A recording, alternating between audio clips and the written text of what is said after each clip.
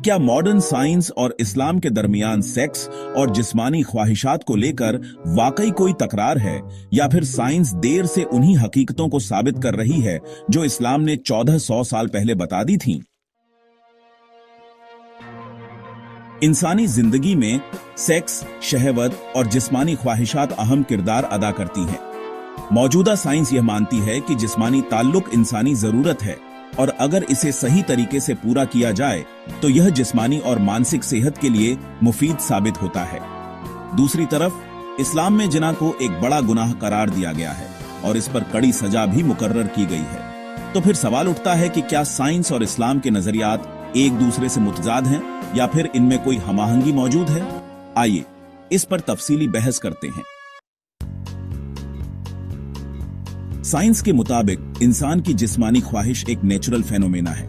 Medical research बताती है कि रेगुलर सेक्स से इंसान के दिमाग में डोपामिन और ऑक्सीटोसिन नामी हार्मोन रिलीज होते हैं, जो खुशी और सुकून का एहसास कराते हैं। इसके अलावा यह स्ट्रेस को कम करता है, ब्लड प्रेशर कंट्रोल करता है और हार्ट हेल्थ को बेहतर बनाता है।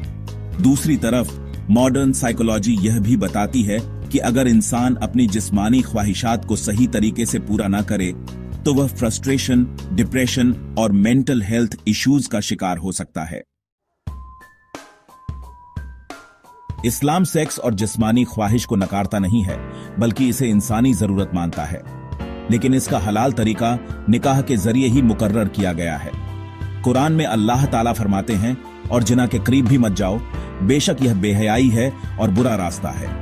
सूरह इसरा 32। इस्लाम के मुताबिक निकाह के जरिए किया गया जिस्मानी ताल्लुक न सिर्फ जिस्मानी बल्कि रूहानी सुकून भी देता है। इसके बरक्स जिना एक ऐसा अमल है जो इंसानी नैतिकता, सामाजिक सिस्टम और रूहानी तस्फिया को नुकसान पहुंचाता है।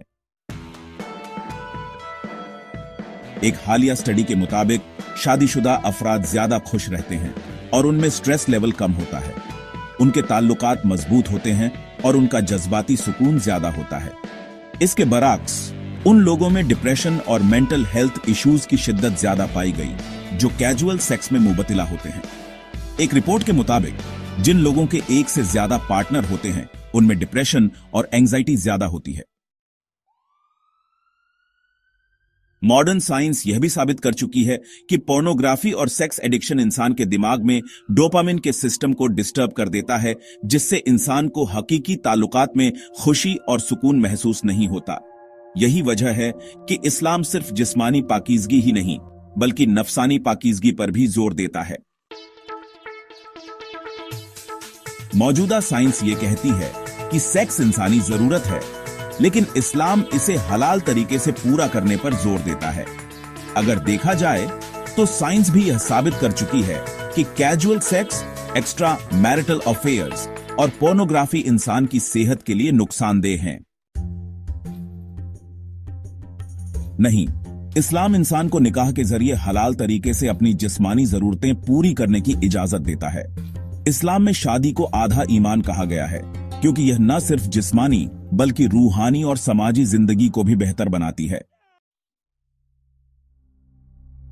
नहीं, बल्कि इस्लाम और साइंस दोनों इस बात पर मुत्तफिक हैं कि सेक्स को अगर सही तरीके से अंजाम दिया जाए तो यह इंसानी सेहत और समाज के लिए मुफीद है।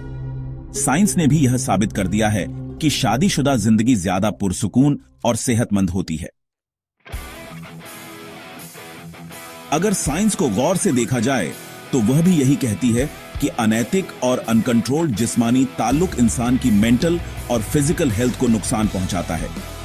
इस्लाम ने पहले ही इस नुकसान को पहचान लिया था और इसी वजह से जिना पर पाबंदी लगाई।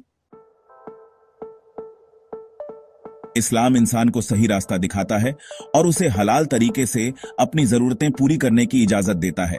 साइंस आज जो बातें रिसर्च के बाद साबित कर रही है, इस्लाम ने 1400 साल पहले ही इन्हें वाजह कर दिया था। अल्लाह हमें सही रास्ते पर चलने की तौफीक दे और हमें हराम चीजों से बचने की ताकत अता करे। आमीन। इस टॉपिक पर आपका क्या ख्याल है? क्या साइंस और इस्लाम में वाकई कोई टकराव है या फिर दोनों एक दूसरे की तस्दीक करते हैं?